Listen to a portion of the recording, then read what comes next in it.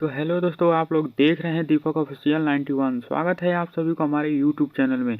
तो दोस्तों, आज हम इस वीडियो में बात करेंगे ट्रेंडिंग स्टार खेसारी लाल यादव के बारे में। तो जो लोग मेरे चैनल पर नए आए हैं तो प्लीज़ मेरे चैनल को सब्सक्राइब जरूर करें और साथ में बेल आइकन को दबाना ना भूलें। तो दोस्तों, खेसारी लाल यादव का एक गाना रिलीज हुआ है। गाने का नाम है मुर्गा है असली। दोस्तों, वह गाने को रिलीज हुए मात्र 13 घंटा हुआ है और 13 घंटे में उस गाने पर 2 मिलियन व्यूज होने वाला है और 1,70,000 उस वीडियो पर लाइक हो चुका है। तो दोस्तों, सबसे हैरानी की बात यह है कि वह गाना 4 नंबर पर ट्रेंड कर रहा है और उसका जो टीजर है उसका टीजर 1 नंबर पर ट्रेंड कर रहा है। तो खेसारी लाल यादव इस साल के लास्ट में 2 धमाकेदार गाने दे चुके हैं।